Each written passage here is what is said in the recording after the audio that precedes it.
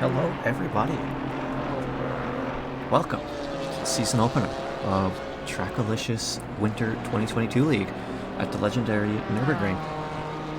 If you like racing, get strapped in because we don't have one race, we don't have two races, but we have 3 races going on.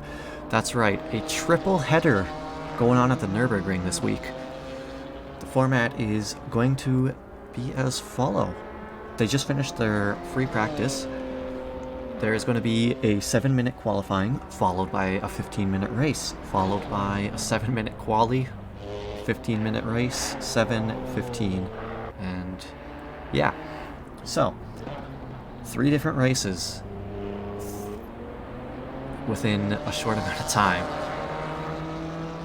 With depending on the qualifying grid, could be a very spicy turn of events, a very spicy opening round. And with only 7 minutes to qualify, you have essentially 1 lap to find clean air. Otherwise, you might not get the best qualifying lap that you can. As right now, I believe we are on with Jarek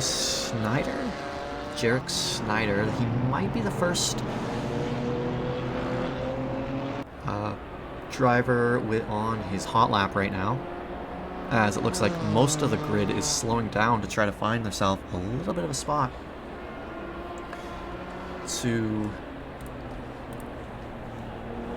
you know, lost for words, but the drivers are trying to find a little bit of clean air so they don't run into anybody during the qualifying lap, causing them to slow down and causing them to have a bad qualifying. So they only get 7 minutes. Their time is limited. They got to make the best with what they have. 9's 11 team. Thanks for the prime sub. 5 months of being bad at this game. Oh my, me too, man. It's been over 5 months for me and I'm still bad. But Jarek Snyder is going to be coming around. The medium right-hander Comes around this final straight section with a little bit of a right kink to it. As he makes his way towards the braking zone, you want to brake pretty late, but not too late, as this curb can easily unsettle the car and send you flying off the track. Looks like he keeps that pretty clean as he comes around the final hairpin. He's going to be the first driver to set a valid lap. What is he going to set the bar at? He's going to set the bar with a 2:08.840, but with only 2.5 minutes left of this first qualifying session. That just proves the limited amount of time. He's going to only have maybe 2 more laps left of qualifying. Luckily, he has clean air, whereas if you're someone like car 30, if you're someone like AG, or who's behind car 30, I guess, but if you're someone like, anyways, it's going to take me maybe a couple races to get used to all of these guys, as we will hop on board with Robert Lewis with 949 Sim Racing. That's where I actually just came from. We just had our season finale, our doubleheader at Kailami. Very good pair of races there. Very action-packed, as towards the end of it, I was out of breath towards the end of that second race. It was a banger of a finish. If you guys are looking for another great sim racing community, got 949. As we just finished our Season 7. In a couple of weeks, we should have another announcement for the next league, as we give the stewards, the admins, and Weltcakes a little bit of a break. But if you're not looking for a break, you got the Trackalicious Sim Racing GT4 League just starting up. Same with their GT3 League on Sunday nights. They're just starting up. Don't know if they're still taking registrations, but yeah, there's still plenty more of racing action to be had. Hey Blackfin, how are you doing tonight? As Robert Lewis is like completely gapped my mind talking about that. Crosses the line with a 2:09.287. This is going to be his final lap across. It's going to be a lot of these drivers' final lap across. Some of these drivers are going to be able to get another lap down, but if you are... Let's see if anybody hasn't yet. So right now you have D. Smith and I believe it's Cody Wassam. They're still in the pits, so they're not going to get a lap down in this qualifying. So they're going to be starting from the back of the pack, as Manir is going to be joining them, as he is unable to set a valid lap. Burkov, he's going to be coming around the final hairpin, and he's second in the 47 Camaro. As he makes his way down the main straight, is he going to be able to improve from P22? As he crosses the line, he is. He's going to have where he starts on the grid. He's going to start in P11 right now with a 2:08.607 as it stands. But the man of the hour, Danny Byston in the 52 McLaren, is taking provisional pole with a 2:05.785, followed by his teammate Ed Kerstetter, who has a 2:05.985 in the 28 McLaren. Another front row lockout for the Area 52 Sim Racing gang, as they did a front row lockout back in, I believe it was the second race of Kailami last week. Hey Fetty. Yep, I'm spitting another 3 races. Luckily they're only 15-minute races. As we'll jump on board with Robert Lewis as he's going to cross the line. Currently he's in P15. Is he going to be able to improve from P15? He is not able to improve. He's going to finish in P15. As it stands, we'll jump on board with Justin Beachlead. That is a great livery, it looks like. As as Beachley is going to be joining them with the back of the pack if he invalidates here. Looks like he's going to keep it clean as he makes his way towards the final hairpin. From P32, let's see where he is going to start this opening race in. As he crosses the line, he's going to start in P10. A very good finish. He's going to start top 10 for this opening race. And 949 Sim Racing. Thanks for the race. I wonder how those races went, everybody. If you guys missed, Split 2 was a banger, let me tell you, folks. Split 2 was insane, especially that second race. A very close finish. As the first qualifying session wraps up.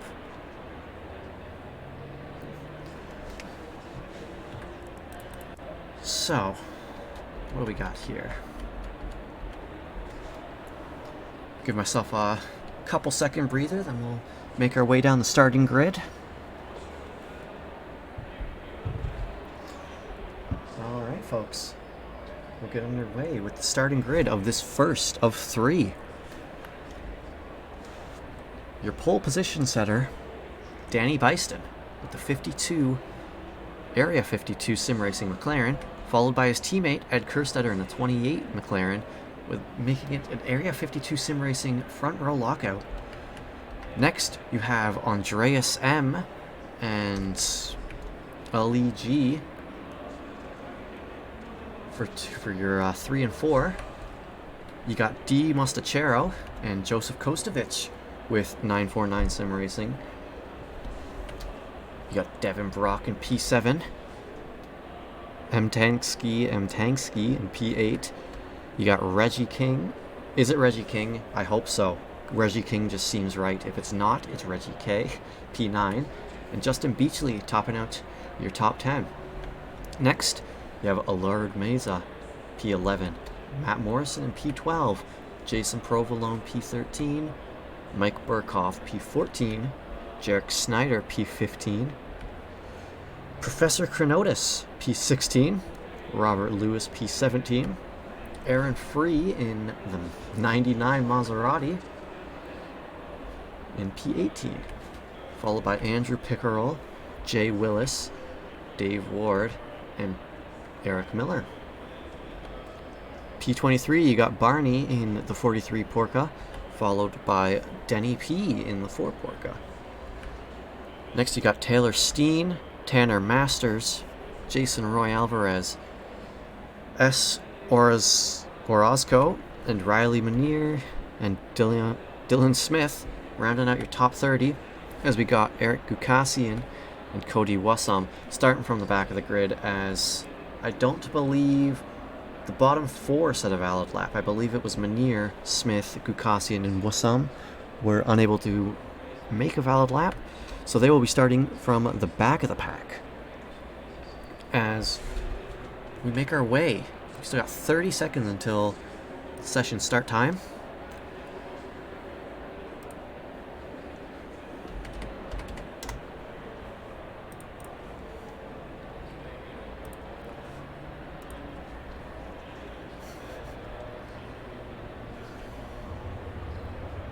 Oh, and Welp, I believe I saw this earlier, but I believe it was you?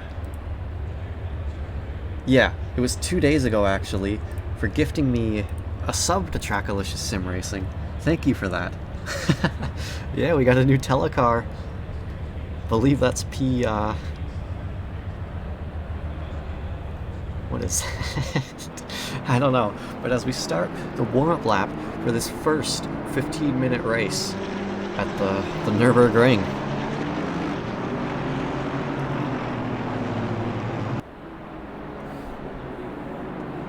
I don't know about you, but this is a fairly big starting grid. Was that 32?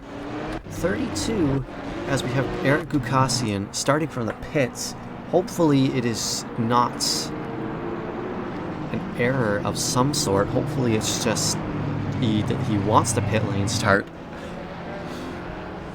they make their way around the Mercedes arena.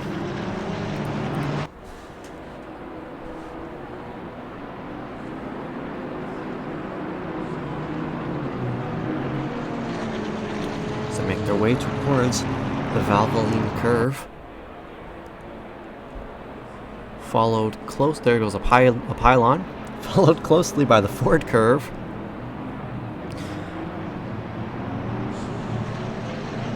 As they make this their way down the fast left-hander, a little bit of a left-hand curve as you approach the downhill hairpin known as Dunlop.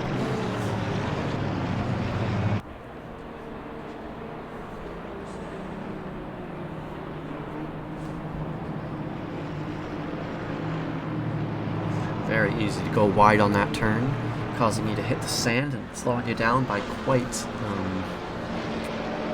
an amount.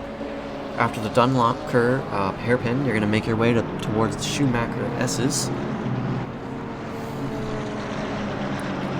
Again, if you don't take this series of turns just right, you can easily clip sand and maybe even unsettle the car and throw yourself into either a wall, another driver, or just off track. As they make their way towards Michelin. A little bit of a slow left-hander down to Warsteiner. Call it a medium right-hander. Don't know if the GT4s can take this long straight flat, but Advin Bogan take this pretty flat for the most part around this fast right-hander as you make your way towards the NGK chicane. A very hard chicane to get right. Can unsettle the car if you go too early or too late. And yeah, can be very interesting, especially if you try to go side by side and the drivers aren't very experienced going side by side during this little chicane here. As they make their way towards the Coca-Cola hairpin.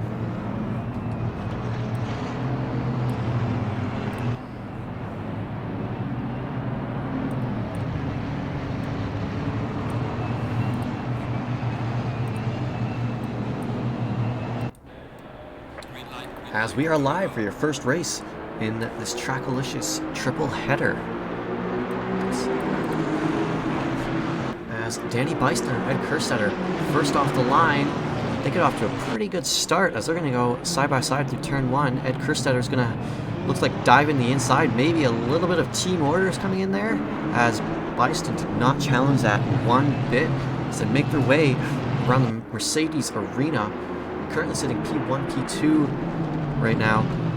P3, Andreas M with the Naps team, and the 14, Austin Martin. Looks like he drops down to P3 for the starts.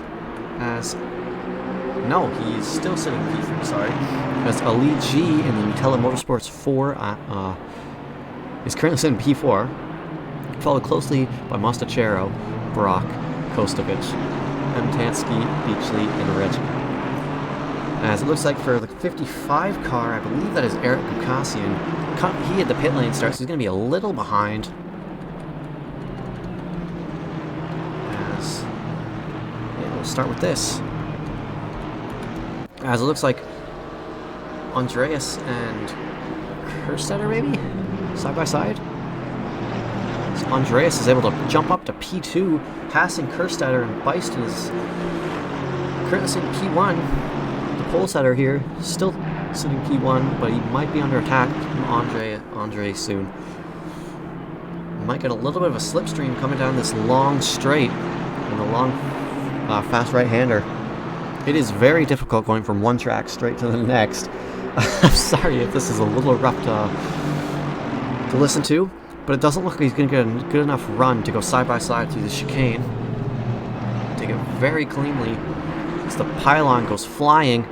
Beiston goes a little wide, but is able to hold the lead. Compromises his exit a little bit as Andre is going to be close on his heels, followed closely by Ed Kerstetter as they make their way down the main straight for the second time, or I guess for the first time as they cross the line for the first lap of the race. The top three are Danny Byston, Andre M, and Ed Kerstetter.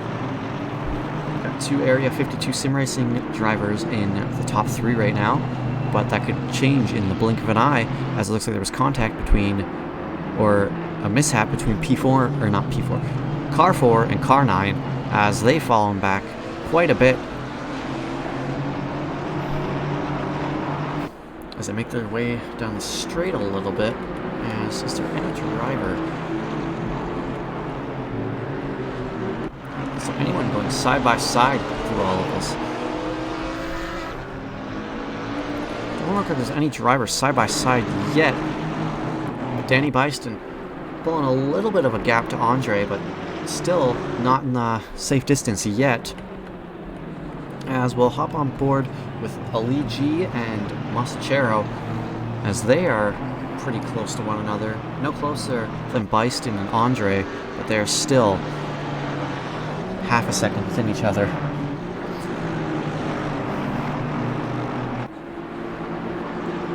As we look through the grid, as we look through the field, got Aldred Meza followed closely by Matt Morrison. Is Morrison going to try the inside? He does not try the inside yet as he was not close enough, but they are still close as Morrison's going to lose a bit of time. We'll hop on board with Justin Beachley being hunted down by Mike Burkhoff and currently trying to hunt down Matt Morrison. Currently sitting P12, qualified P10. He lost 2 positions off the start. To make their way through the chicane down towards the Coca-Cola hairpin.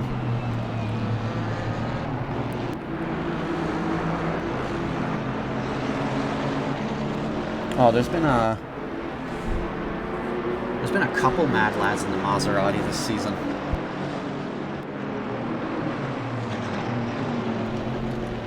Let's take. Ooh, that looked like it could have been interesting. But Andre is still able to hold on to P2 for now, as he is currently being tailed by Ed Kerstetter. Not quite on his bumper yet, but he is very close. Just keeping him honest.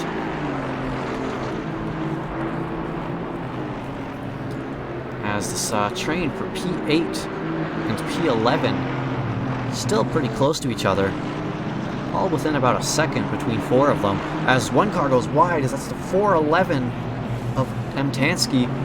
He's going to lose a lot of positions on that, and luckily he did not rejoin, or that could have been catastrophic, as that would have taken probably 3 or 4 drivers out at the minimum, as Reggie K and Aldred Meza going at it, going around the hairpin as they make their way towards the Schumacher S's.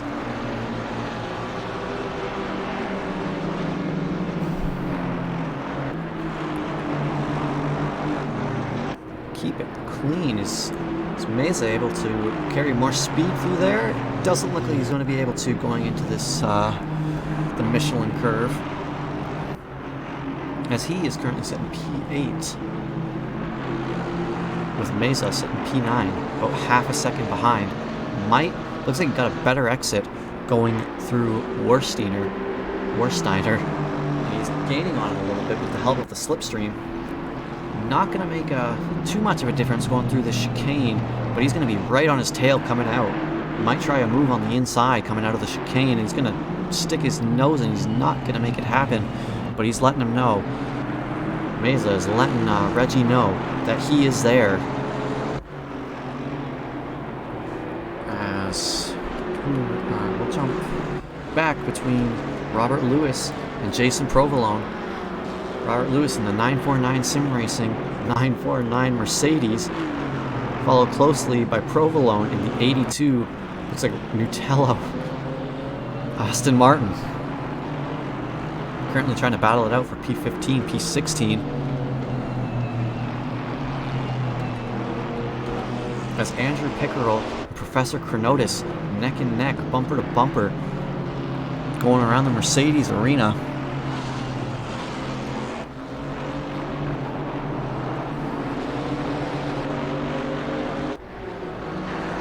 Pickerel in that 33 Camaro is still able to hang on.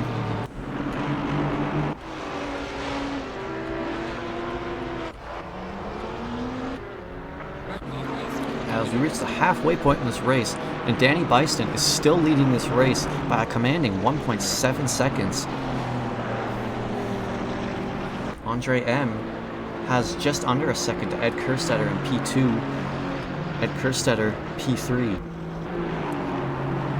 Built himself a little bit of a gap to P4. He's got about 3.3 seconds to Mustachero behind him. But Mustachero and Ali G still pretty close to one another, as Kostovic is right on the tail of Ali.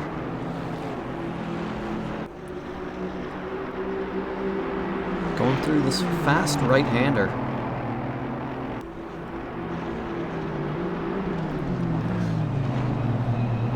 As they make their way through the chicane, keeping it clean. Doesn't look like anything's going to happen there as they make their way around the final hairpin of the lap as they make their way down the main straight. Joseph Kostovic might have a little bit of a slipstream coming down this main straight.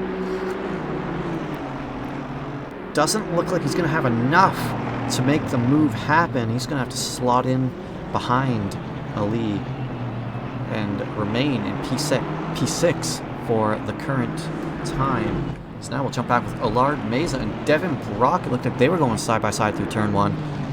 Meza able to hold on to his position with P7, but Brock followed closely in the mirrors.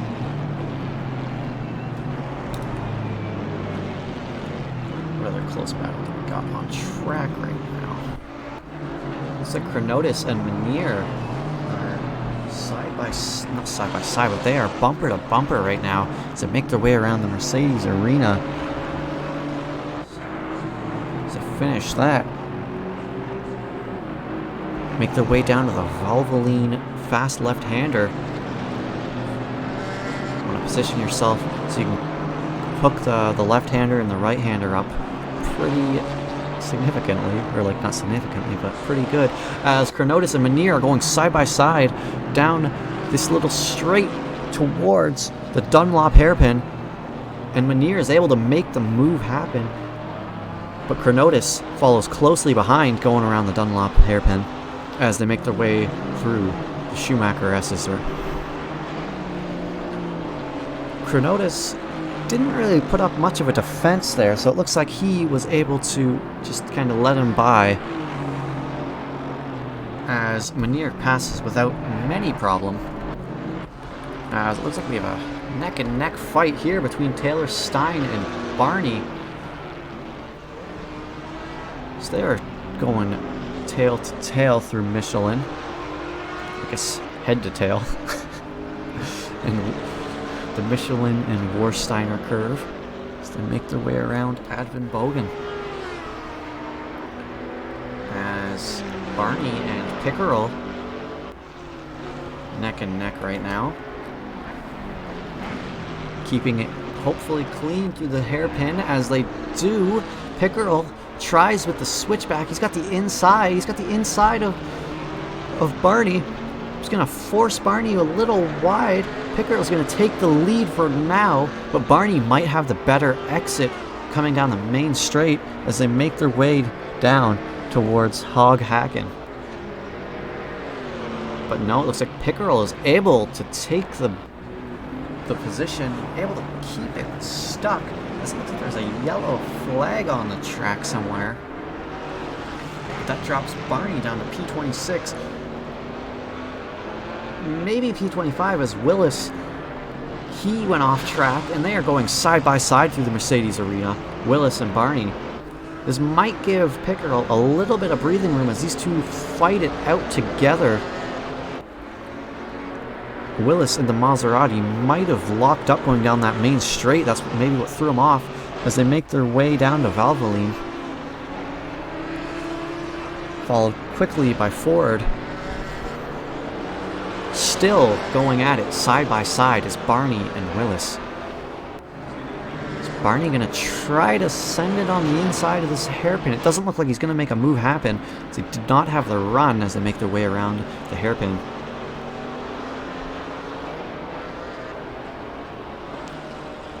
Oh, and Willis is going to go wide, and that's going to give Barney the speed and position going through the Schumacher S as Willis just pulls off to the side of the track. I wonder what happened there. And did he just disconnect? I believe he just disconnected from the server. I wonder what happened there. Is it Willis or is it Wills? But he is, looks like he unfortunately had to disconnect for some reason. And that is one of the Maseratis gone, unfortunately. As Dave Ward and Taylor Steen are going at it through the chicane. They're going to think better of it, of going side by side. But this might give Pickerel a little bit of a chance. As Pickerel joins the fight between these three drivers. As I believe we might have 2 more laps to go after this one. As I believe it's Byston still leading this race. Yeah, Byston still leading the race by a commanding 3.5 seconds.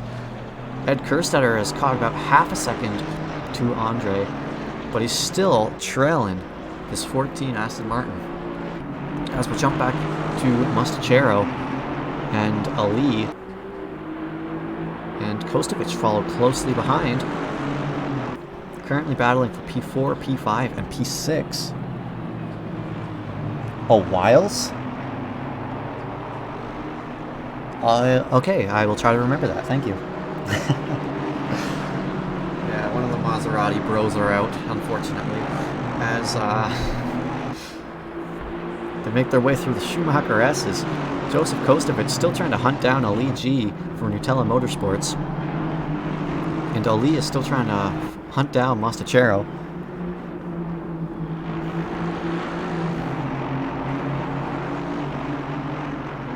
As doesn't seem like there's much going on at this point in time. We'll scroll down as it looks like, no, who's going side by side? It was Jason Provolone and Jay Snyder, maybe Robert Lewis. But this fight, Snyder and Lewis are bumper to bumper right now, as Danny Byston just crosses the line, starting the final lap of the session, as Provolone is leading this pack of 4 drivers. Provolone, Snyder, Lewis, Manier through this hairpin, and through this final hairpin for the second last time of the race. Provolone building a little bit of a gap to Snyder, but Snyder, Lewis, and Manier still within 0.6 of each other. This could be a very close finish for these guys for P15. And if Provolone makes a mistake, could the fight for P14 could be in play too, as they keep it clean going through T1, but they are not letting up towards this 27. That is Manier sending it on the inside. It looks like of his teammate Snyder, and it looks like Lewis is going to follow him through, and Snyder's going to lose 2 positions through the Mercedes arena. It looks like they're on teammates anyways. Yeah, they are teammates. But it looks like Snyder's going to lose 2 positions there from that move by Riley Manier, as Lewis follows him through.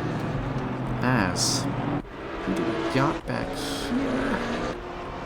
And it doesn't look like there's anything too spicy going on, as Andre and Kerstetter are still half a second apart as they make their way through Michelin and the Warsteiner. As we still have this battle for P4. P4, P5, and P6 are all on the table for these drivers. About a second. Oh, P4, P5, P6, and P7. Just over a second between the 4 of them. This final chicane could be the decider in this first race, as Danny Byston comes around the final hairpin, and he's going to cross the line in P1, as Andre and Kerstedt are going to both cross the line. It looks like in P2 and P3. Mostachero, Ali G, Joseph Kostovic, and Meza. This is going to be a very close finish. But it looks like Mostachero is going to finish in P4, Ali G in P5, Kostovic in P6, and Meza in P7. A very close finish from these guys. As Devin Brock, it looks like he's going to cross the line in P8. Morrison and Burkhoff, P9 and P10. We got M. Tansky in P11. Provolone P12. P13. No, I'm lost somewhere. But anyways, as the rest of these drivers are crossing the line, Aaron Free and Eric Miller very close towards the end of this race, but they're going to cross in 13 and 14. Nope. Dave Ward and Andrew Pickerel for P21 and P22. Looks like that's where they're going to finish. As Barney's going to cross in P23. Tanner Masters coming around the final straight in P24 in the Maserati. Orozco is going to be P25. And yeah, I've missed a few drivers in there, but Dylan Smith is somewhere.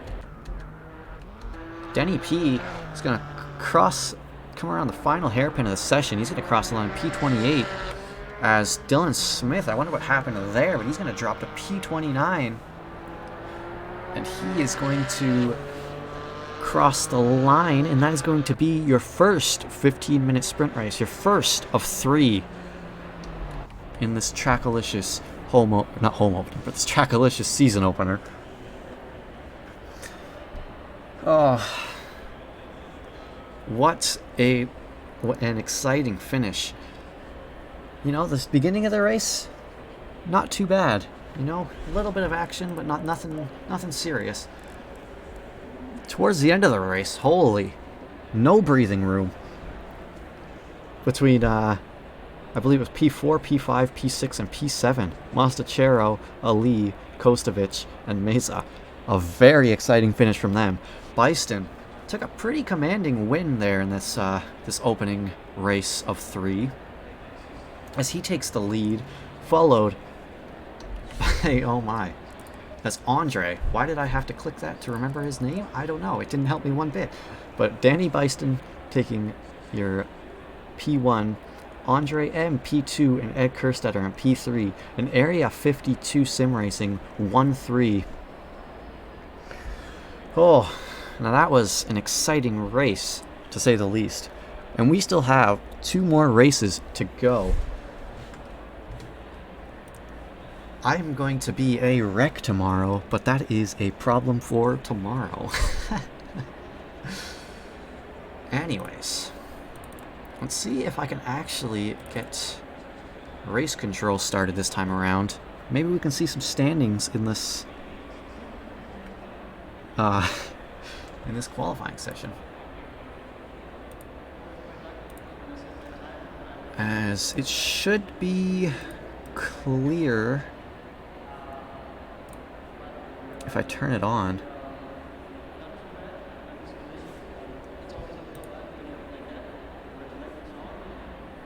That is very hard to see.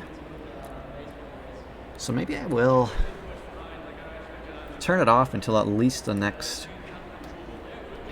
qualifying session, as it should be shortly.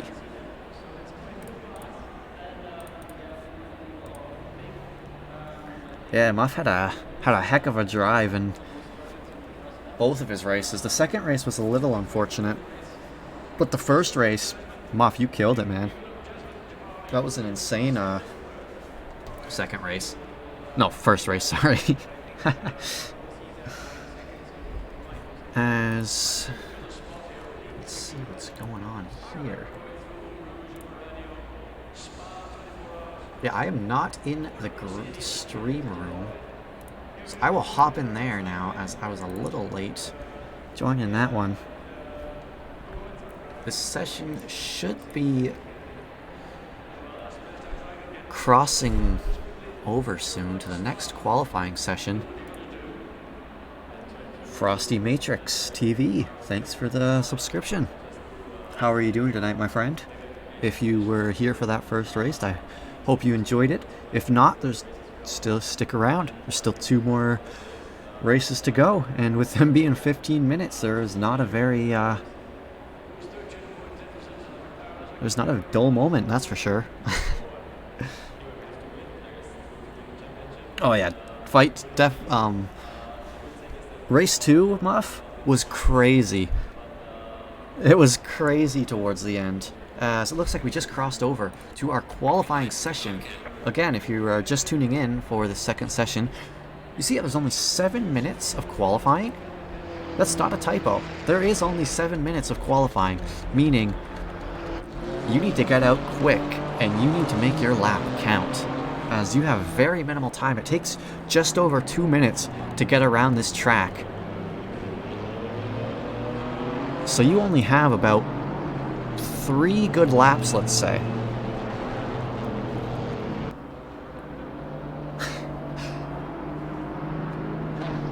Thanks for the compliment, Frosty Matrix, but I think I'm far from pro. And over 590 SA rating. That is an achievement and a half. Oh, Marcus, you're too kind. I appreciate your kind words.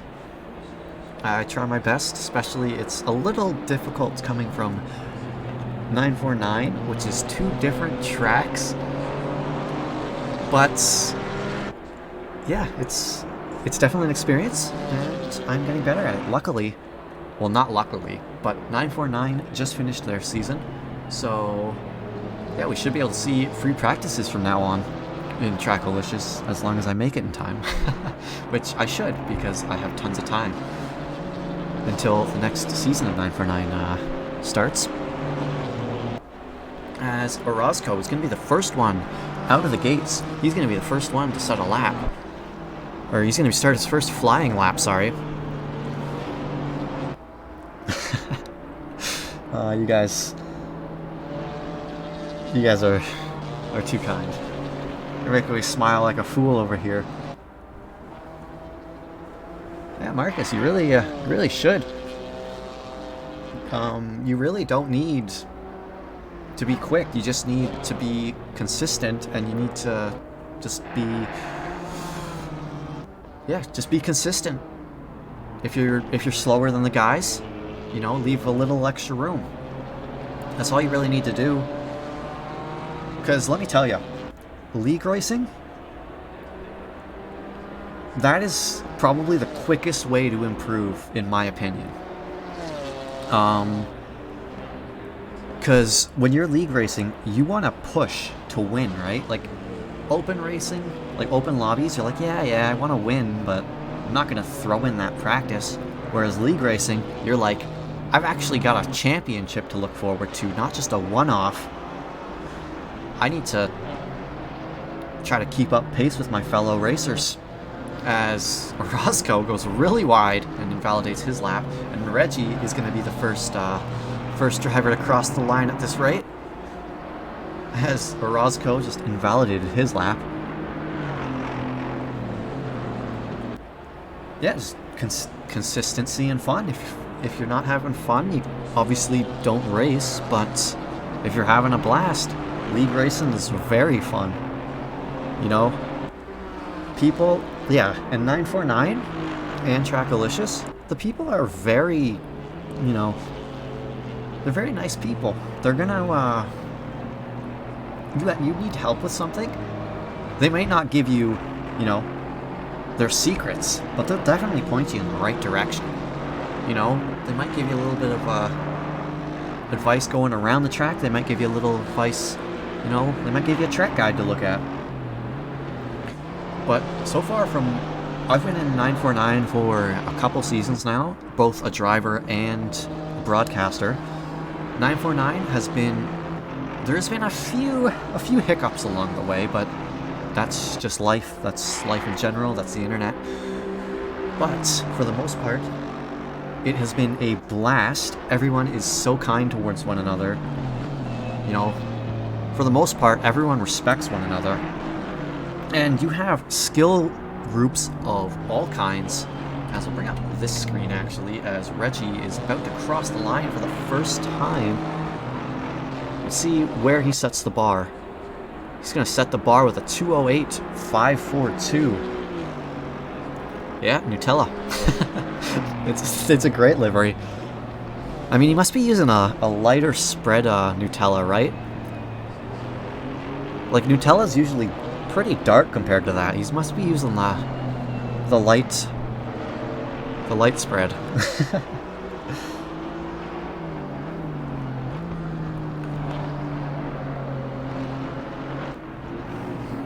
Yeah, but no matter what skill what skill you currently have, just get into proper like racing etiquette. Don't be overly aggressive. Don't intentionally wreck people. That's got to be one of the main rules. And just don't do something stupid like, I don't know, brake check somebody or intentionally wreck somebody, and you'll be fine in league racing. Tons of different levels of experience, tons of different levels of pace, and yeah, like 949. Yeah, not saying you would, but it happens, you know, like in open lobbies, you'll find a bad egg, and that will happen. But yeah, 949 tonight, I believe in the qualifying session for 2 different divisions, between Division 3 and Division 4, which I guess is basically silver and bronze, putting it easily, is, I believe it was like 7 seconds between pole and the lowest driver. So, you know, you don't need to be quick to join a league, just be consistent. If you're not as quick, be predictable, right? If you're gonna you're gonna be slower, right? If you're a back marker and the leaders are coming up behind you, just, you know, be predictable. Let them, like, they're gonna pass probably, so be predictable, whereas they're not gonna hit you and you're not gonna hit them trying to get out of the way, you know? Anyways, that little speech right there for 949 and Trackalicious. That has been the entire qualifying. As you see, we don't have very much time in qualifying. As these drivers, it looks like 14 is going to be the last flying lap through this session. But yeah, let's jump on board with... Let's go with Aldred Meza. Currently 3.7 seconds off of the pace. Currently sitting P18 as Danny Byston takes pole position again for the second time.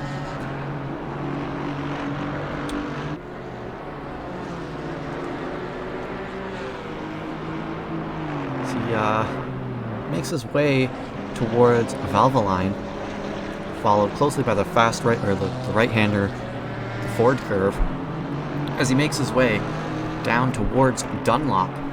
This little flat-out section with a little left-hand kink. Makes his way around Dunlop. Want to go as wide as you can without invalidating to get the best exit possible. You also don't want to touch that sand, as it will slow you down quite a lot. Sorry. So he makes his way towards the Schumacher S. Keeping it clean through there as 14 invalidates. It's going to come around Michelin with like a medium left-hander, followed quickly by the Warsteiner medium right-hander as they make their way down this final, I guess, straight section with a little bit of a right kink to it. I don't know if you can, like I said earlier, I don't know if you can flat out it in a GT4 car, but you can definitely flat out it in a GT3 as they make their way towards the chicane. Cut a lot of that chicane, but you don't want to cut too much, otherwise those curbs can unsettle you quite a lot. As Aldred Meza comes around the Coca-Cola hairpin, it's going to be the second last driver to finish here. It's going to go from P21 to P3 with a 2:05.060. What a lap from Aldred Meza. And he is going to sit in P3 as your pole position is going to be Danny Byston, setting it. He's 2 for 2 right now. But at least this time around, it is not an Area 52 sim racing front row lockout, as you have Andre M in the 14 Aston Martin taking P2. And it's been a very short qualifying session. And it is an exciting qualifying session. Anyways, let's get... you stopped with GTA 5 RP. Yeah, I've never gotten into that. It looks interesting for sure. Not really my cup of tea. Yeah, slow and consistent. Well, maybe not slow and consistent wins the race, but consistency can help you win more, gets you higher up in the championships. Like, last season in 949, we had a driver who I don't think they won one race, but I believe going into the either last race or the second last race, they were a P3, and they weren't like a superstar driver, they were just consistent. Whereas other drivers there, they may have won a race, but they may have had a few bad races, you know? But anyways, let's get back into it.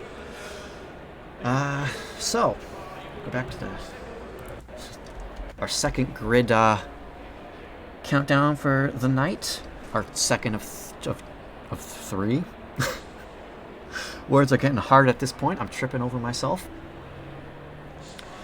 Danny Byston in the Area 52 Sim Racing 52 McLaren is going to take pole position for the second time tonight, as he set pole and won the race the first time around tonight. Followed alongside him Andre M for the Naps team in the 14 Aston Martin. His teammate Aldred Meza in the 240 Naps Aston Martin is going to be P3, followed by Kerstetter, Danny Byston's teammate in Area 52 Sim Racing in the 28 McLaren. It's going to be P4. So P1 and 4 for Area 52 and P2 and 3 for Naps. You got God, I don't know how I want to pronounce this. I believe it's Ali G in Nutella Motorsports for 5, and Riley Manier in 6th. You got Mtansky in 7th, Mustachero in 8th, Kostovich with 949 Sim Racing in the 494 Mercedes. Alongside him is Devin Brock in the Good Humor Camaro. Matt Morrison and Reggie K, P11 and 12. You got Robert Lewis and Professor Chronotis in P13 per P14. Eric Miller in P15. I really hope it's Eric Miller. Followed by Jarek Snyder in P16. Mike Burkhoff in 17. Jason Provolone in 18. Justin Beachley in 19. And Pickerel in 20. Those are your top 20 at the moment, but those definitely aren't ruling out the rest of them. Like you got Aaron Free in P21 in the 99 Maserati. Cody Wassum starting from the back last race, starting from P22 this race. Taylor Steen, P23.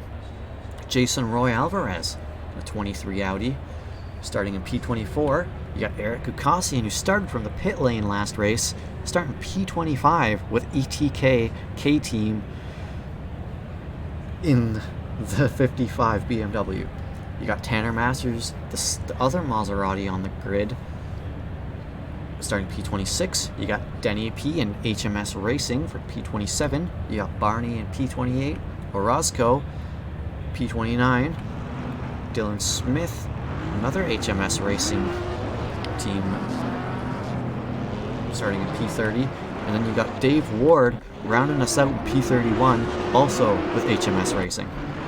As these drivers start the one-up lap, as we get underway, the second race of the night, the second race of this action-packed triple header that will set the tone for this season in Trackalicious. If this is what we have to look forward to, this kind of action, this will be an action-packed season for sure. As we'll scroll up to the chat a little bit, as I have missed a little bit going down this. Scary Harry.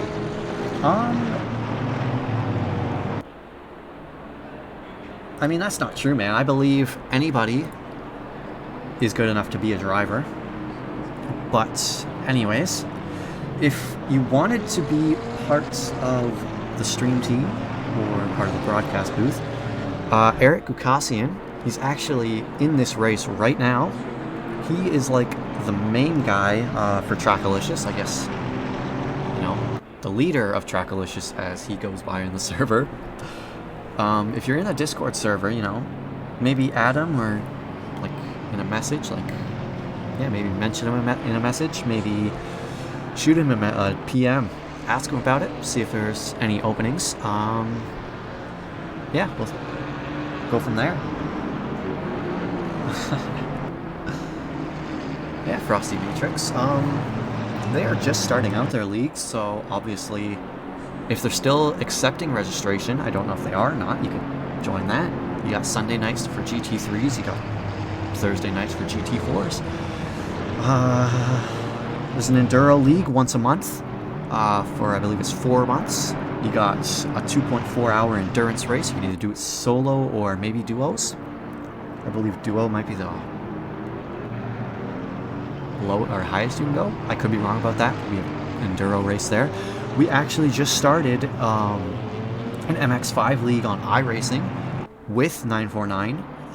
Also, the endurance season is with 949 as well. But the MX5 league, we just started with 949 as well. That kicked off at Alton Park.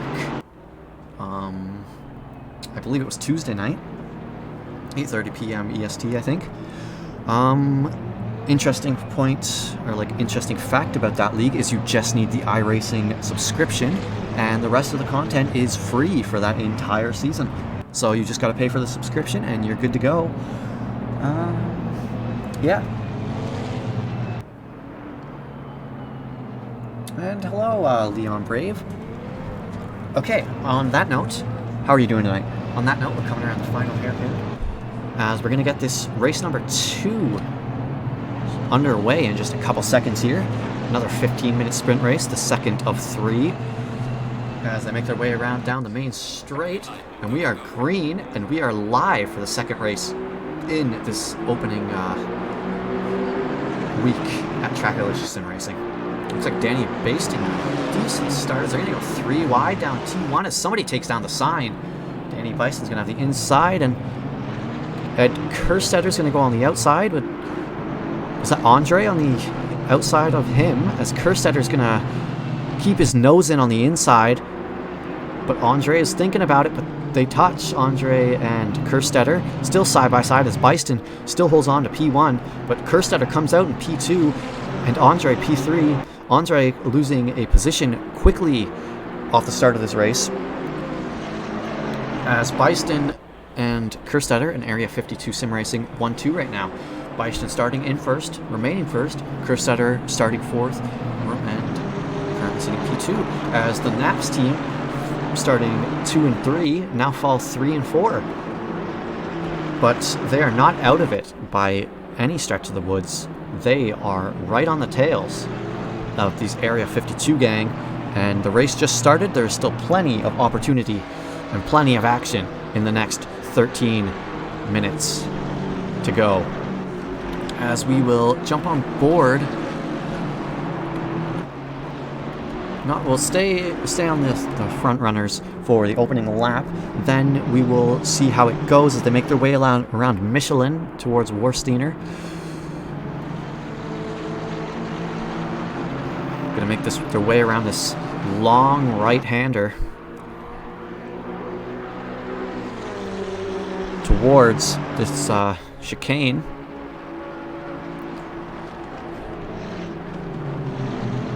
They just jump over those curbs.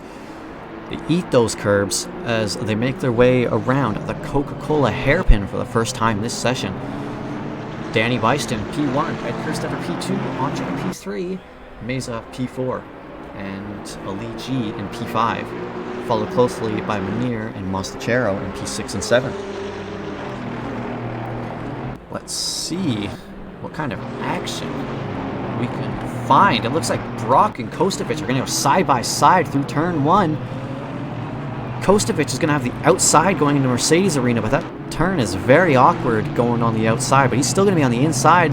They're going to keep it clean going through the Mercedes Arena. Devin Brock is still going to have the inside line, as it looks like Kosti is going to be able to come out just ahead going through this turn. And Brock is now under attack from Morrison as well. He might lose 2 positions from this move during that section right there as they make their way through Valvoline.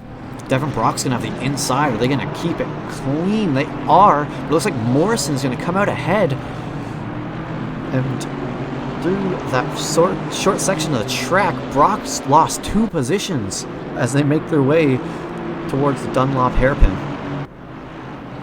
A lot of action on the opening stages of this second race, as we will scroll back a little bit not much happening as we have Robert Lewis in the pits, sorry. M. Tansky in the pits, Dylan Smith and Cody Wussum. I wonder what happened there. We have 4 people in the pits towards the beginning of that race. As, let's see, this train for, it looks like P9, P10, P11, and P12 are pretty close to one another.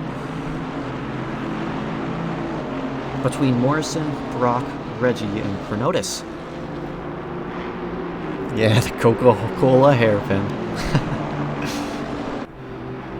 As we're on board with Matt Morrison currently leading Brock through the chicane. As you see the 6 drivers coming through the chicane now. That's how close they are. Got them all in that shot right there. Keeping it clean. Want to get a good exit on this hairpin as this straight can gain a lot of time on this straight here.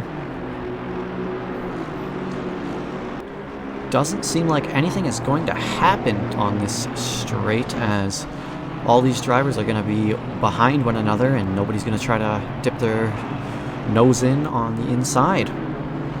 So far, it's been a little bit of an incident at the beginning of the race, but we'll jump on board with Miller and Provolone. Now, I don't know about you, but Nutella and provolone cheese probably wouldn't go very well together, but I can't say I've tried the combination. But Provolone still trying to make the move happen on on Miller, as it looks like they are bumper to bumper right now as they make their way towards Michelin. Or Valvoline, sorry. Michelin's on the other side of the track. And Provolone, while trying to hunt down Miller, starting to see Bukasi in the mirrors. As we scroll back, it looks like the battle for P20 between Tanner Masters and Beachley and Alvarez pretty close to one another. Beachley and Alvarez are about 3/10 to one another. And one small slip up from either of these drivers could... Oh, it looks like Beachley has the outside line. Alvarez is going to back off, it looks like. Oh, and 411. Who is that? Gets a drive-through for speeding in pit lane. That is M. Tansky. You hate to see it. As we're still on board with Tanner Masters. Oh, a big spin from him. And who was that? That was 3. That was a Roscoe, it looks like. Maybe it looks like they may have gotten tangled up a little bit, as it looks like Barney has some damage on his car as well. I wonder what happened there, as we didn't see the full thing, but it looks like there may have been contact between those 2 drivers, losing a couple of spots between them. It is very unfortunate, but Barney is going to be challenged by Orozco going through this chicane. Orozco's going to back off. Maybe a wiser move than trying to send it too wide through that chicane. As they make their way around the hairpin, Orozco still trailing, but not by much. As Danny Byston has about a 1.5 seconds lead on his teammate Ed Kerstetter, and Kerstetter has about a 1.5 seconds on Meza. And you got 1 and 2 of Area 52 Sim Racing right now, and you got 3 and 4 with Naps Team Racing. A very unfortunate start from the Naps team. They didn't drop too much, but they started 2-3 and dropped a position each. As we got Riley Manier and Mastachero, they are rather close going into this hairpin. As we reach the halfway point of this second race, it's like we just started this race, and we did. We were only a couple laps into this race, as they're going to make their way through the Schumacher S's. If Mastachero can carry a little bit more speed, he might be able to make a move on the inside coming into Michelin. Doesn't look like that's gonna happen as they make their way around Michelin, and they're gonna slowly make their way around Warsteiner as Devin Brock, Chronotis, Pickerel, and Snyder all in a train here. One slip up could cost multiple drivers multiple positions here. As Brock can see these drivers in his rear view, and he has got to be under a lot of pressure at the moment. Luckily, he does not need to take a defensive line going into this hairpin, or not hairpin, chicane, but you could see how close it is between these drivers coming through it as they make their way around the hairpin now. Down the main straight, as we're probably going to have like 3 more laps towards, or in this second race. As Devin Brock built himself a couple tenths between him and Chronotis behind, but Chronotis and Pickerel and Snyder, they are the ones to watch right now, as they are neck and neck.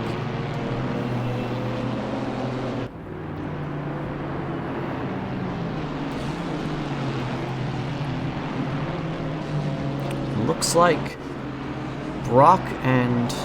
no, it looks like Snyder... wow, what is going on here? We got Brock, Pickerel, and Snyder all neck and neck. Looks like Pickerel and Snyder are going to go side by side through Valvoline. Going to keep it clean, but Snyder's got the inside line. They give each other enough room. You'll love to see it as they make their way towards the Dunlop hairpin.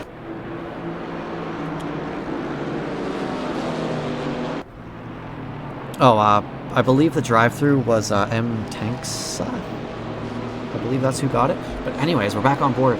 We're going to jump right back into the action with Brock, Pickerel, Snyder, and Burkhoff, with Provolone quick following close in tail as well. This battle for P12 is a close one as they make their way towards Michelin. Look at that train of drivers. They are all so close to one another. Love to see it. And with time running out, you might see drivers try to get a little more desperate and a little more aggressive.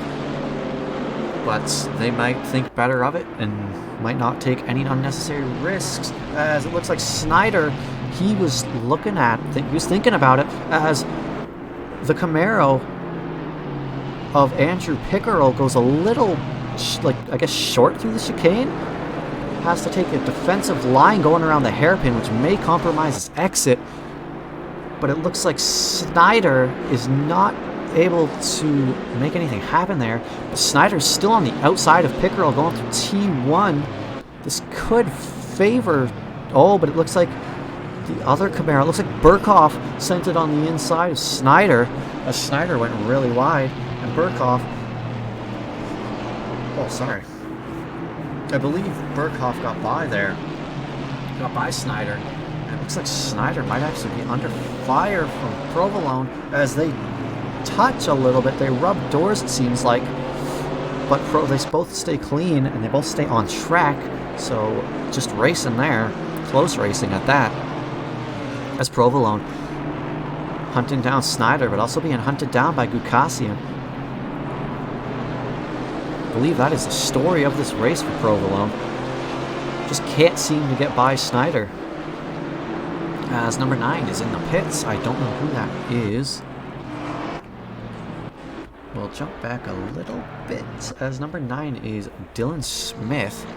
We'll jump back on board with Danny Byston. I don't know why I want to call him Daniel, but it's Danny.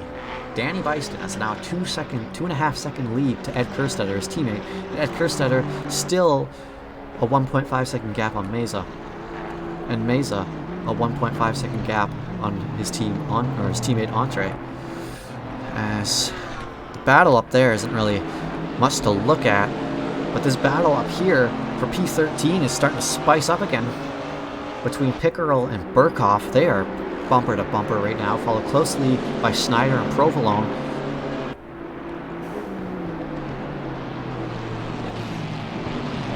As they make their way through this chicane, all 4 of these drivers bumper to bumper going through it. Provolone got a little loose as they come around the hairpin, the Coca-Cola hairpin that is. And Frosty Matrix, thanks for tuning in. Hope you have a good rest of your night and hope to see you soon. Hope to see you again. Hope you enjoyed. As we come around the main straight, looks like we'll have about 2 laps, maybe 2 laps to go, depending where Danny Byston is, as Pickerel and Burkhoff is on the inside going into turn 1, as Pickerel is going to have the lead going through the Mercedes arena. He's also going to have the inside line. But with all that, Snyder, he's challenging Burkhoff right now. And they are side by side. They're going to be side by side going through Valvoline. Oh, a little bump. Or was that netcode? I don't know. Was that a bump? No, I think that was a little bit of a bump between Provolone and Burkhoff. But Snyder still being hunted down by Burkhoff and still hunted down Pickerel. It might have been a bump. It might have been netcode. I don't know. But I don't know. Anyways, jump back on board with this battle. Snyder's going to have the outside line going into this. He's not able to keep it side by side. Pickerel's able to hold on, but Burkhoff is quickly following. Hopefully. Just waiting for a mistake to happen. Let's look at the train. The 4, the 5, the 6, the 7. 7 drivers, all within close proximity of each other. This could be a finish as Danny Byston, your race leader, starts the final lap of this session. And he has been on a he has been on a mission here at the Nurburgring in that McLaren of his, as Jarek Snyder still not out of the woods yet, as these drivers still neck and neck as Burkhoff thinks about making a move, but he doesn't. Oh! Somebody just flatlined that wall. Oh my goodness. Who was that? That was 33. Who was that? That was Andrew Pickerel. And then it looks like Tanner Masters and Jason Roy Alvarez may have gotten tangled up. But oh my god, he just pelted that thing head on. You hate to see it. Oh, dude, that hurts if you're Pickerel. Oh my goodness. That looked painful and I'm just watching. Oh god. Yeah, that will not buff out. Oh, lordy, lordy. As Provolone, where are we on the track? We just finished the Mercedes arena as we're making our way to Valvoline for the final time this session. Through Valvoline and through Ford. Nice little left-hander, right-hander as you make your way down this small straight towards the hairpin, as it looks like Burkhoff and Snyder are neck and neck, bumper to bumper. Not going to make a dive happen, not going to try to make an aggressive move. You got the CRS nom nom nom vehicle as Jarek Snyder, Provolone, and Burkhoff, not in that order, but they are neck and neck coming towards the final sector of this race. They still have about a sector and a half as these drivers, Snyder and Provolone, are side by side as Danny Byston crossed the line P1, Ed Kerstetter P2, I believe that's Ali G in P3, Meza in P4, LEG is P5, no, Andre in P4, sorry, who's P6, Menier in P6, Kostovic in P7, Mastachero in P8, Matt Morrison P9, Reggie King P10, Granotis P11, Brock P12. This battle for 13 is still close. Oh, it's not over yet for Burkhoff. Looks like it might be now as he finishes this P13. Snyder P14, Provolone P15, Bukasi in P16, 17 Aaron Free, 18 Miller, 19 Beachley, 20 Steen, 20, I don't know if they've even finished yet, but Steen and Ward and Orozco pretty close, but Steen looks like he's going to finish up in P20, Ward in P20 first, Orozco in P22, Jason Roy Alvarez in P23 in that 23 Audi, Tanner Masters in that Maserati with those glorious downshifts in P24, Denny P in P25, Robert Lewis with some early mishaps, P28, Pickerel coming through the chicane now, making his way to the Coca-Cola hairpin for the last time this race. It looks like yeah, that'll buff out. He's going to cross the line in 26, and he is going to cross the line. He's going to be the final one to do so. No, he's not. What happened? What's going on? Somebody not finished yet?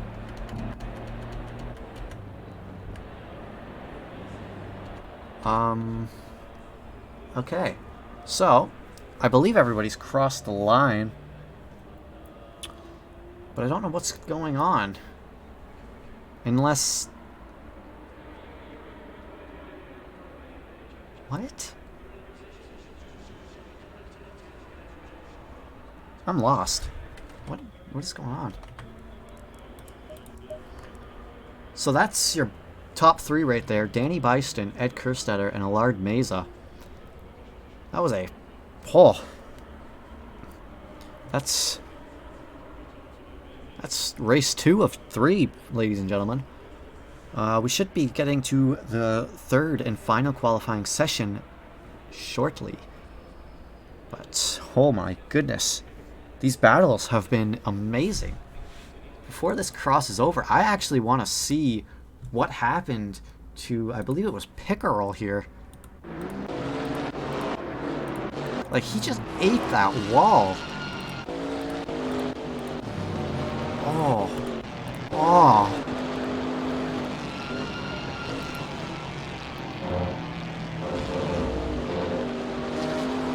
So he got a little loose and understeered into the pits? Oh. No. Yikes. Ouch. Ouch. That was unfortunate. But that was another thrilling race. As we should have one more race coming. I don't know. He like was, I guess he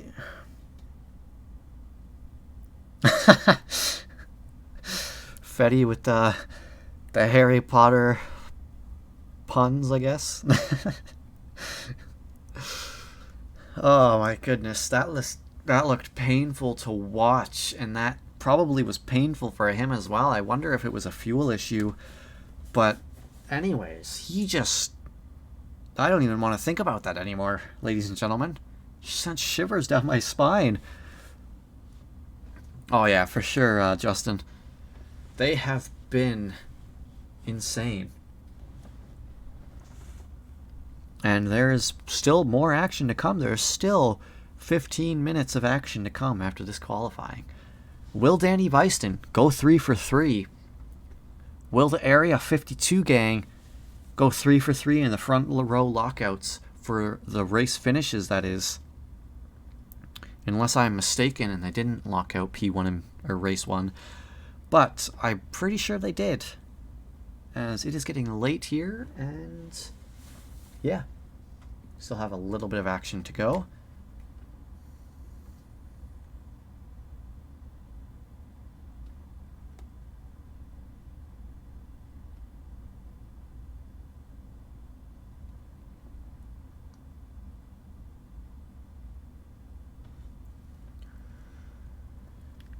Okay.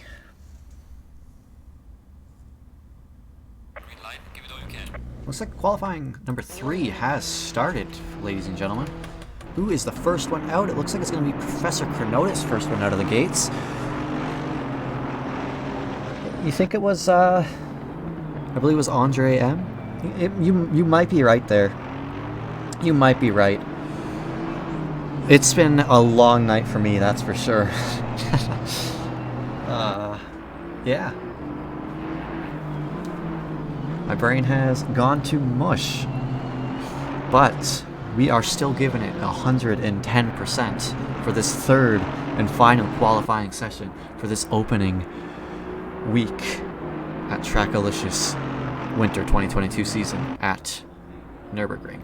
The legendary triple header. 3 qualifying sessions, 3 races, 3 times the action.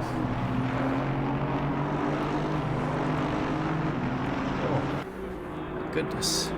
Well, I will be back in 2 seconds, ladies and gentlemen. Hopefully I don't miss too much. I need to go just, grab a quick snack and a quick drink. I will return in very shortly.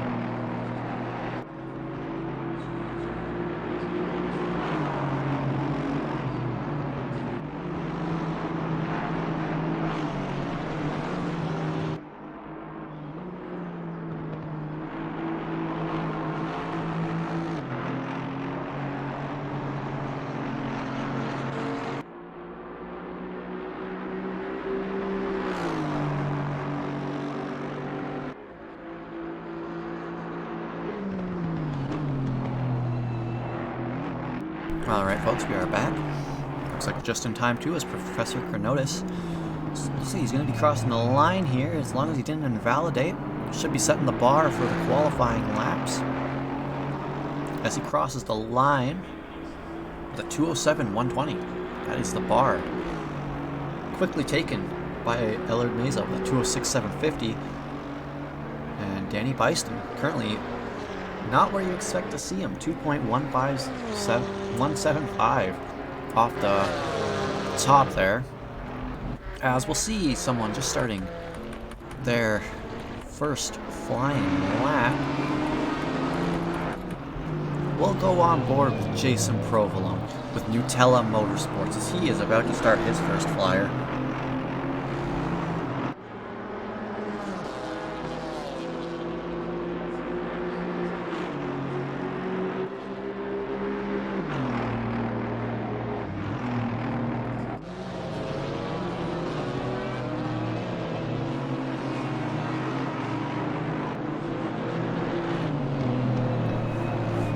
Makes his way around the Mercedes arena.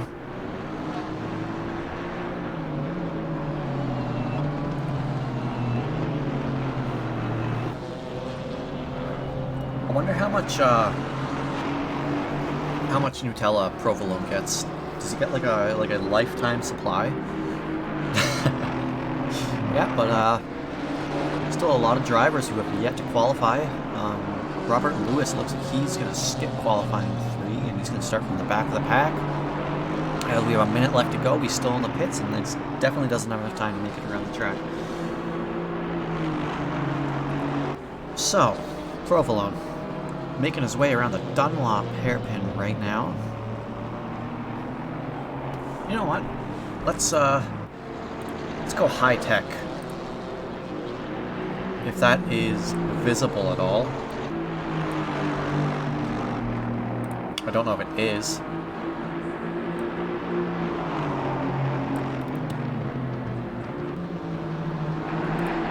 I don't know how visible that is, if it is at all.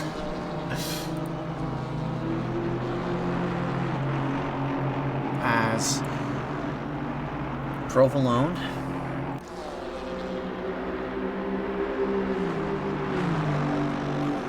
is making his way towards this final chicane. He might cross the line in time for another lap. He might not as he takes the chicane. He's definitely not going to have enough time to do another lap. This is going to be his only lap of the session. He's going to come around the final hairpin. Where is he going to cross the line? He's from 26th all the way up to P15 with a 2:08.182. And your pole setter, your provisional pole setter, is none other than Danny Byston with a 2:04.680. Is he gonna do the trifecta?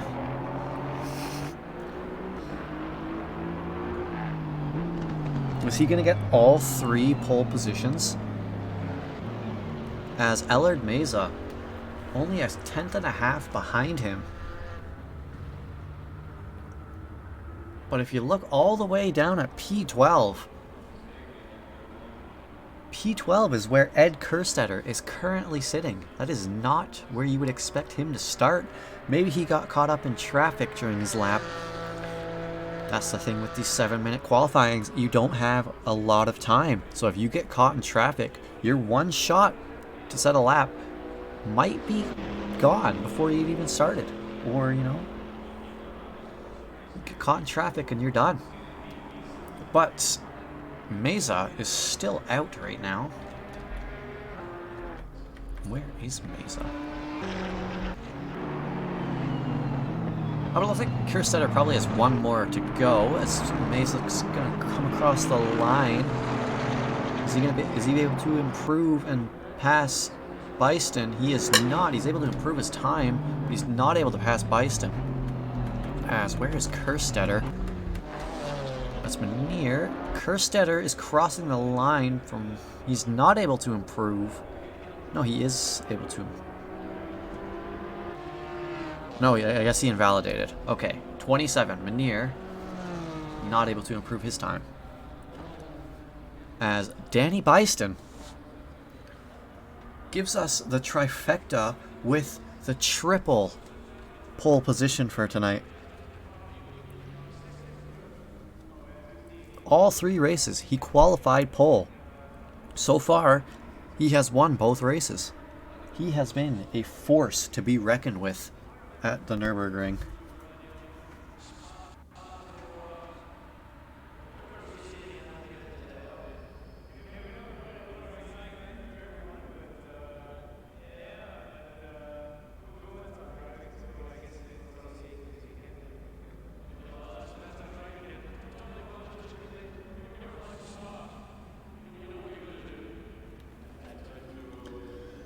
Alright.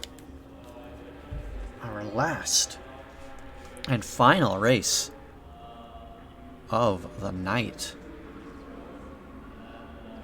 We had lots of action in race 1, lots of action in race 2, and I expect to see lots of action for P3. So,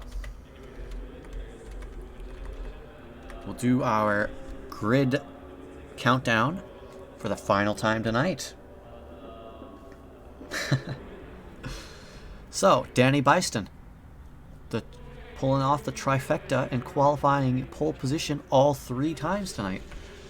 Followed alongside Aldred Meza, Andre M. and Riley Manier are top out the second row of the grid, followed by Ali G and Must Sharrow in the 3rd row. You got Matt Morrison, Professor Chronotis, P7 and 8, Justin Beachley in P9, M. Tansky in P10, a very unfortunate last race as I believe he had contact and got a drive-through on his way out of the pits. Jarek Snyder in P11 in the 85 BMW.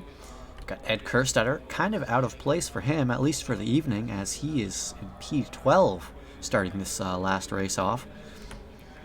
13 and 14th, he got Reggie and Mike Berghoff, followed by Eric Gukasian and Aaron Free for 15 and 16. Taylor Steen and Jason Provolone for 17 and 18. Andrew Pickerel and Joseph Kostovich, 19-20. You got Dave Ward for 21st, Eric Miller 22, Cody Wussum for 23, Devin Brock 24, Dylan Smith for 25. Tanner Masters, one of the 2 Maseratis on the track right now, P26. Araz Cope, 27. Alvarez, 28. DP, 29. And lastly, but not least, we got Barney and Robert Lewis, as Robert Lewis did not set a lap that session, because we got about 30 seconds to session start time until we go around for the warm-up lap. Then we do the green flag for the final time of the evening.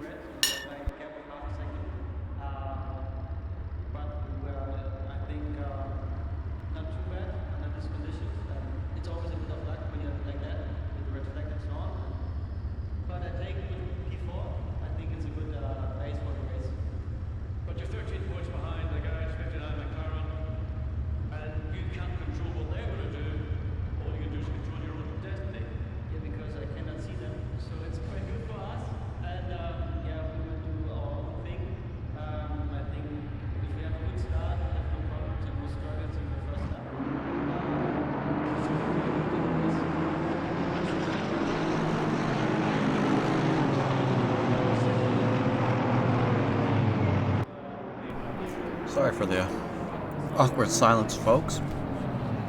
Just trying to scarf down food as quick as I can before this last race. Yeah, we won't have this problem next week as 9 for 9 is finished, and I should actually be able to eat when I get home. Is it going to rain? It doesn't look like it's going to rain, especially in the forecast, as it's only 15 minutes.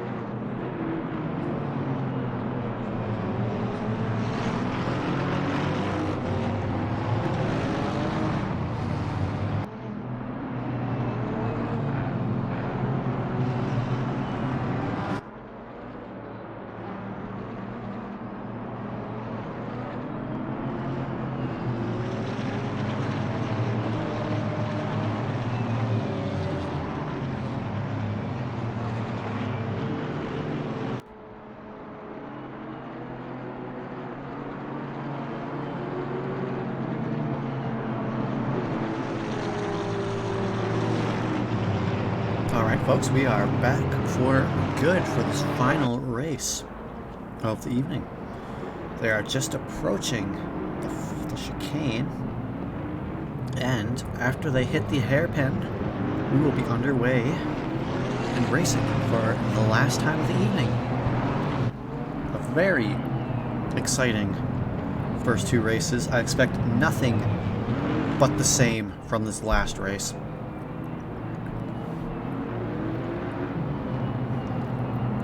As coming around the final hairpin now, I wonder if Danny Byston is feeling the pressure of trying to hit that the trifecta of 3 quality wins and 3 race wins, as we are about to go green, and we are green, and number 11, that is Steen, gets a drive-through penalty off the start for being out of position. You hate to see it, as Byston gets a good start. He's going to take the inside line going into T1, followed by Meza and Andre M. A great start from Byston as Robert Lewis comes out of the pits after starting from the pits, as Byston gets a good lead, as the 2 Naps teammates are currently going side by side through the Mercedes arena.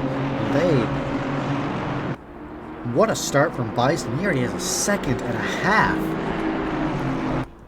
on the drivers behind, as Andre goes wide. He's going to lose.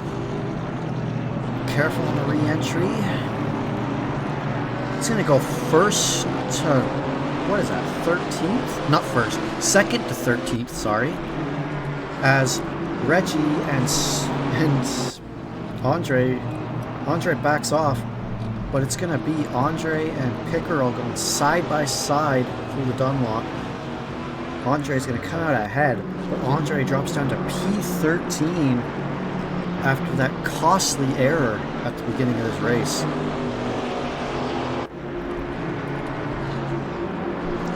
Looks like he's trying to make a move on Reggie on the inside, going through Michelin. So go too wide. Go through Michelin, and they're going to go through... What is this other one called? I've been calling it all night. Warsteiner. But Andre is going to stick ahead, while Reggie K and Pickerel are going to be bumper to bumper as Mike Burkhoff joins them as they come through the chicane. Looks like Reggie went a little wide. It's not going to matter too much, as it's still under fire from Pickerel. Looks like Pickerel might have a better exit out of that hairpin, and he has a run. He's going to try for the inside going down this main straight.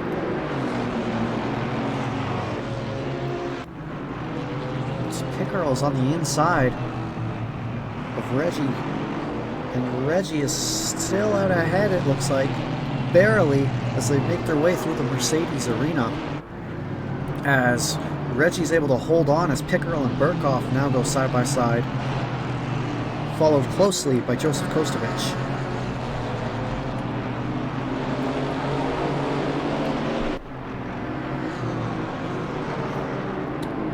Hey, when did Ed come start up to?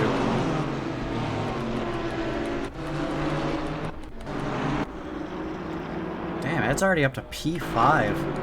Now that is a very good start indeed. It's a good thing you got that, Fetty, because I missed that. I was too busy looking at the action in the midfield. Yeah. As it looks like Aaron Free and Eric Bukasian and Burkhoff are all bumper to bumper.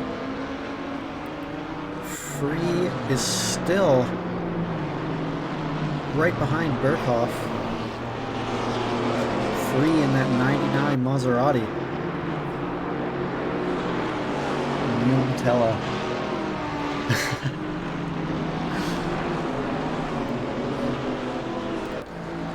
As Free and Burkhoff are still going at it as they make their way around Michelin and Warsteiner.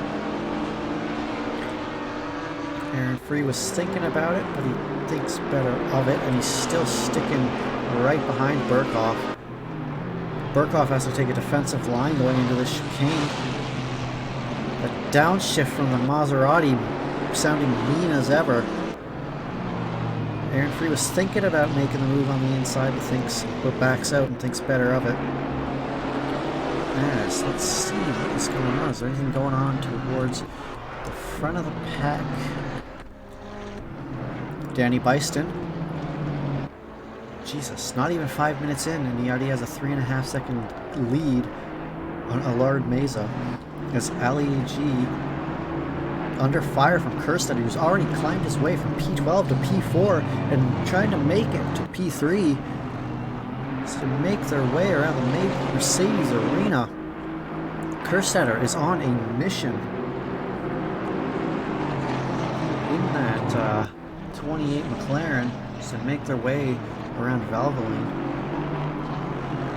and then the Ford turn, the Ford curve, I guess? Oh, the Ford corner. So make their way towards the Dunlop hairpin. The downhill hairpin. And then you go back uphill on your way out.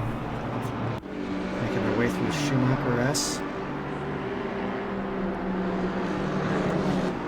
Still a pretty big train between P3, P4, P5, and P6. I guess P7's in there as well, but between P7 and P3, pretty far back. But there's still a close train, as Byston has ran away with it quite early. I think the stewards might need to check his race fuel after this one.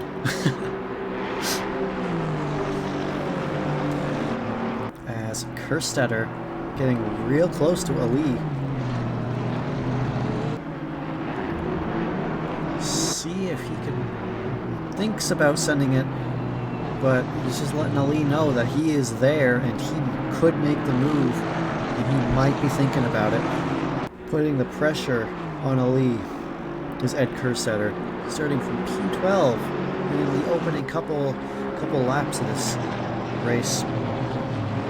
Already up to P4, and he's side by side with Ali. So he's going to try the cutback, or the switchback, I guess, going into the Mercedes arena. He's going to have the outside line as he's going to fall behind to Ali and still says P4, but Ed is not letting up. He is on a mission, and his mission still has 8 minutes to go, as it looks like there was contact at T1 between a couple drivers towards the beginning of the lap. They're all bunched up. It's quite hard to make out who all was involved in that one, as Ed and Ali, almost said Ed and Kerstead, they're the same person, still duking it out for P2 and P3 and P4, sorry.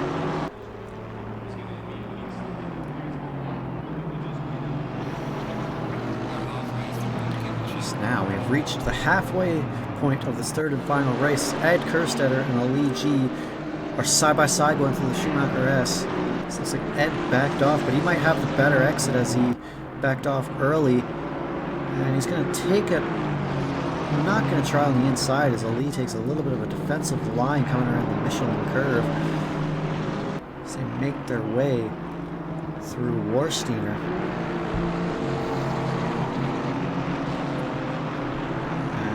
We have been on this battle for quite a long time. Is there anything else going on? Doesn't seem like too much. You got Barney and Orozco with Masters slowly creeping up, coming around Michelin now.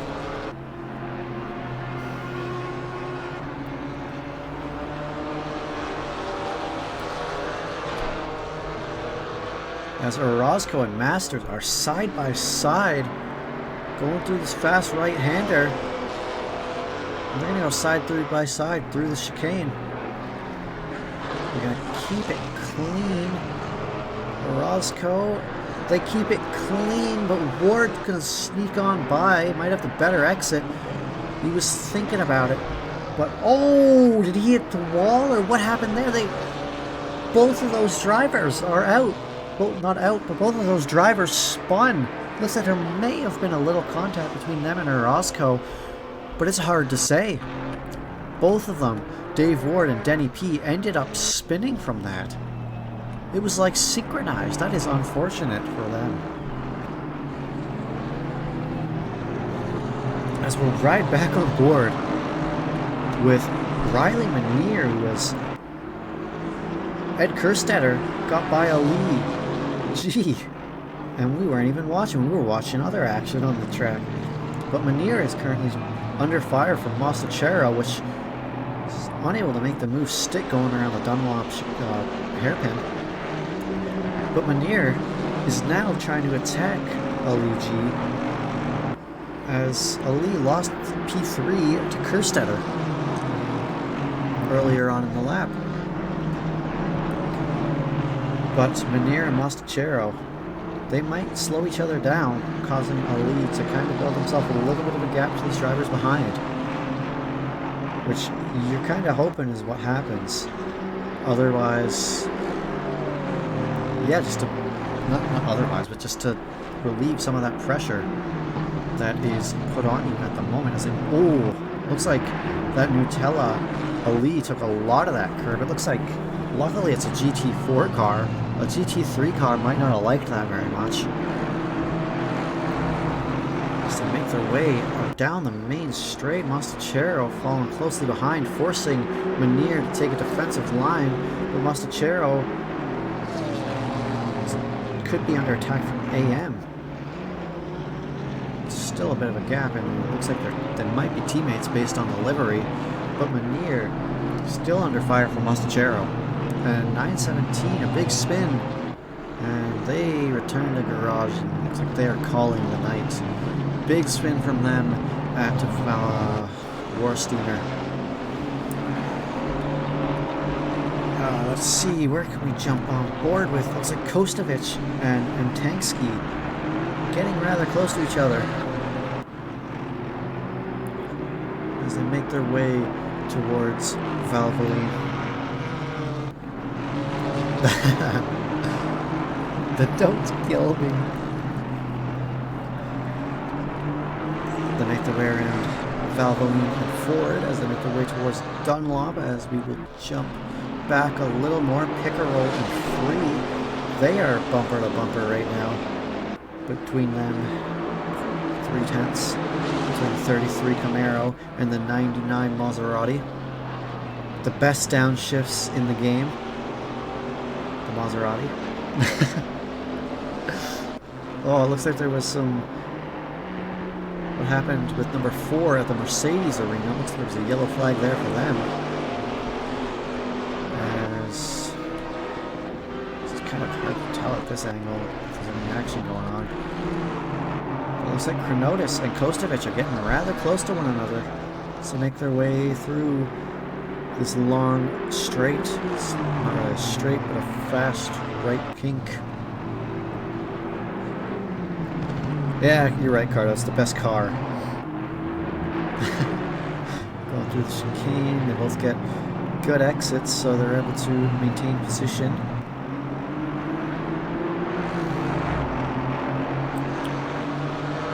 So Kostovic might have been able to get a better exit there, and forcing Chronotis to take the defensive line going into T1. Kostovic takes the outside line, and Chronotis takes the inside line. He's going to try to cut back. No, he isn't. He's parked it perfectly, forcing Kostovic to go wide and keeping a hold on P9 for now, as he goes a little wide into the Mercedes arena, which might cause Kostovic being able to keep a nose in it, and Kostovic side by side going through these final turns. It looks like Chronotis still side by side, as that small slip up cost Chronotis, and Kostovic was able to take the position, bumping him up to P9 and Chronotis down to P10. With all that action happening, M. Tankski has brought himself into the mix and is right behind Chronotis. As we get through that battle, incident from Ali G, Andre M, Mostachero, and so, oh my, looks like Morrison? I don't know what happened there, but they're going to go like 2 wide. Oh, this could be bad. What is going on? Don't send it 3 wide. Alici and Masachero side by side, and Morrison and AM side by side. Oh no, it's 6. Is that Kostovich who went off? Is that Kosti? No, that was Matt Morrison who went off. Oh no. What happened there? As we are somehow already starting the final lap of the race.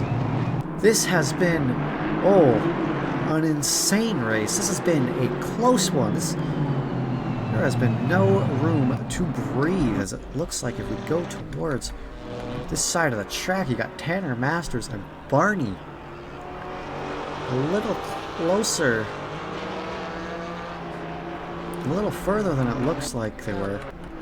So we'll jump back on board with Elite G currently leading these 2 Naps team drivers, and Kostovich as Byston. He is 10 seconds on Allard Meza, with Kerstetter just behind Allard Meza with about a second, just over a second.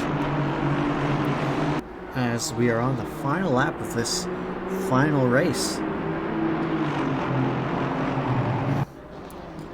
These races have gone by so fast, as it looks like Andre M tried to make a move on the inside or on the outside of Ford, but wasn't able to make it stick. Might be under fire now for Mastachero, but they are teammates.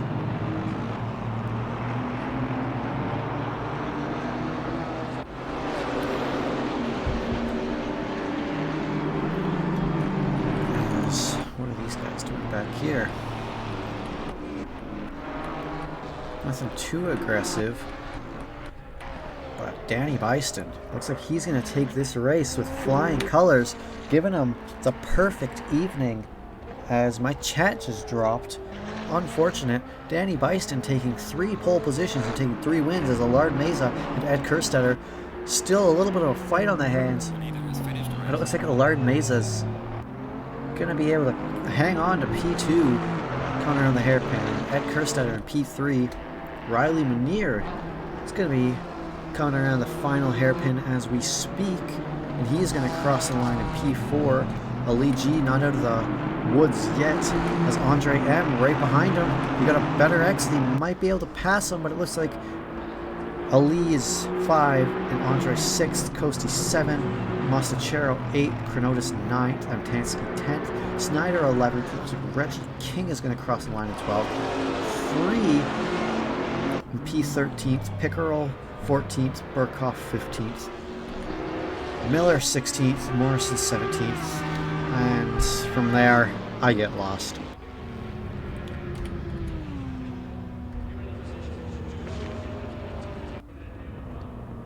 Anyways, we're gonna jump back to a couple of these drivers.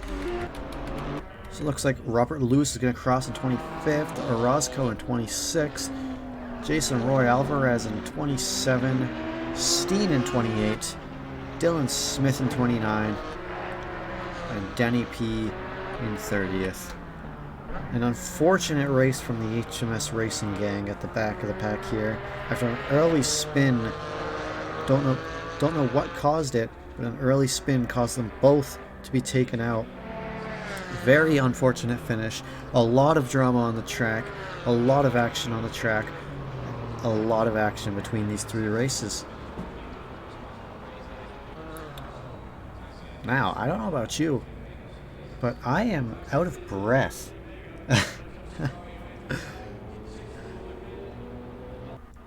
Those 3 races, there was not a moment that you were able to breathe without something happening. It wasn't a very, how should I say, it wasn't a very exciting finish for Danny Byston, as he finished well ahead of everybody. But between, I believe it was Meza Yeah, Mesa and Oh, there it Kerstetter, goes. they were pretty close to one I'm another there. towards the end. Hello? Oh, hey. How's it going? Not bad. Yourself? Good, good.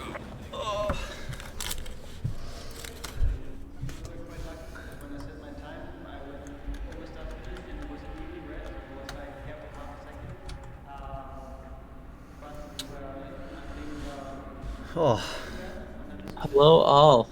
We've got first, second, and third in here, Mr. Aldred. If you'd like to interview them. sounds good. So, I'll start with Mr. Byston. Was am I right saying this? Did you qualify pole all 3 times and win every race? I believe so, yes. Like, you seemed extremely ready for this race. Like, you just kind of knocked everyone out of the park, especially that last race. You had looked about 10 seconds on P2 towards the ending. Were you, like, how prepared were you for this one? I spent a good portion of Tuesday night working on the setup and getting it ready for the boys. And then today I ran in and grabbed some wet tires. But I think this car just, I don't know, I fit with it compared to the Camaro. The Camaro was fun, but it was a dog. So, yeah, this thing's a rocket ship. Yeah, and that's what you make it look like. Yeah, how would you, as a track, rate Nurburgring? Do you, like, is it one of your more favored tracks, or is it one of your least favored? I've always felt comfortable here. I wouldn't necessarily say it's like one I get all excited to drive, but I do enjoy it. The whole first sector is so technical, and it can really punish you if you're not careful, and especially turn one. So it makes for a lot of drama, and in that sense, I certainly do like it.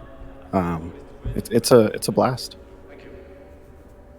All right, well, congratulations on the 3 wins.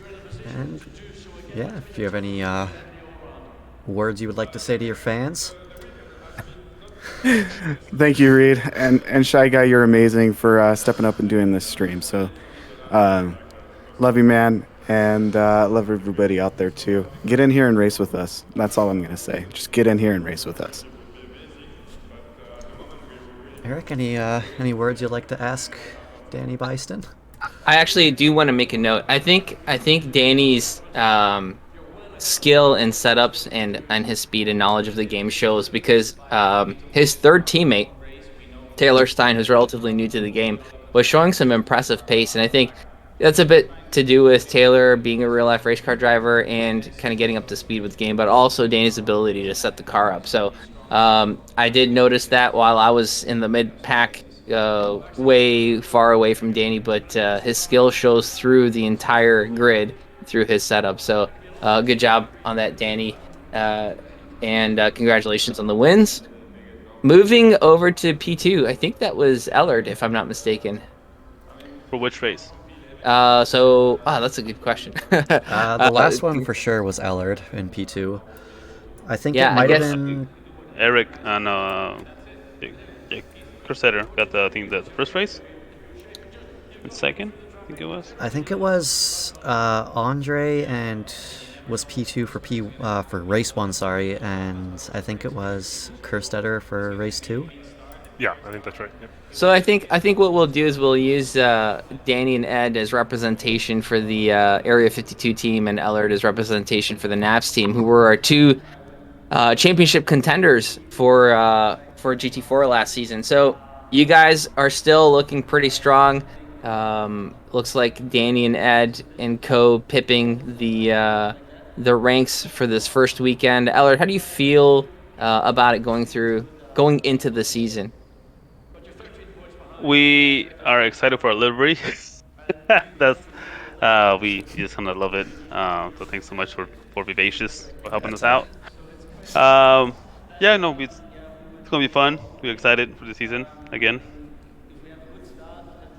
Yeah, I think you guys are showing the pace of old, which is great. You guys are very quick last season as well, and And finally, you guys don't look like garbage with a basic livery. So she did an awesome job. You guys look awesome in that livery. So not only can you be fast, but you could look good doing it as well, as do the Area 52 guys. So what's cool to see is that something that you might have working for you is that Danny and Ed being so generous, taking on a newer team member in GT4, you guys have one more card to play in that. All three of you guys are pretty high performing drivers. Do you think that's something that's going to come into play through the season?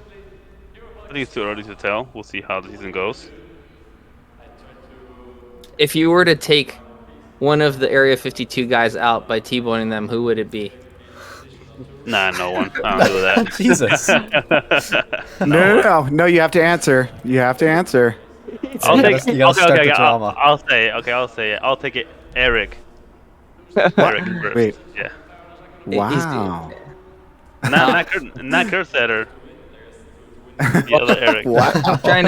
trying to ask the divisive questions here, and he's like deking them like Muhammad Ali. So I figured I'd go in for the juggler with a tough question. But I'm excited to see you guys race through the season as well as the entire field. I think we had a crazy competitive field all the way down. And great performance by you guys in the first weekend. Expect to see that continue and hope that more teams start challenging you up top. So congratulations. Anything to add from you guys? No, congrats to both Eric and the Bison. They incredibly fast, like a whole second faster than us. That's impressive. That is crazy fast. I'm not sure which Eric you're referring to, but Ed and Bazin definitely did a good job. The fastest one, you know. Well, thanks, guys. Yeah, it was a blast, and I need to thank our livery designer, Fetty. So thank you, Fetty. Yeah, it looks great. Well, congrats, guys. Good job, and look forward to seeing you in our GT3 race. Yeah, looking forward to it. We'll see you on Sunday. Unfortunately, the Naps team hasn't committed to that yet, but maybe we can peer pressure them into it someday. Mezza. Come on, Mezza. One day. Come on. But yeah, great job, guys. Great race. And Reid, how's the rest of the grid? You guys can hop off if you want. It was really exciting. I think it's almost too exciting. No, but there was definitely a lot of action all over the place. There was drama. There was just, after each race, I'm out of breath just with just how much is going on in a short span of time. Yeah, I think just having, what's interesting is within my team we have a top 5 guy, a high mid pack guy, and a low mid pack guy. I guess me or the high back marker. So we get to see quite a bit of the field through the race, and it's crazy how many bumper to bumper challenges are going on at any point in time in the race. And what's really cool is that, mistakes happen, people come into each other, spin around, or whatever it is. So it's good. This 15-minute format has been interesting in two ways. One, the 7-minute qualifier really shakes the field up.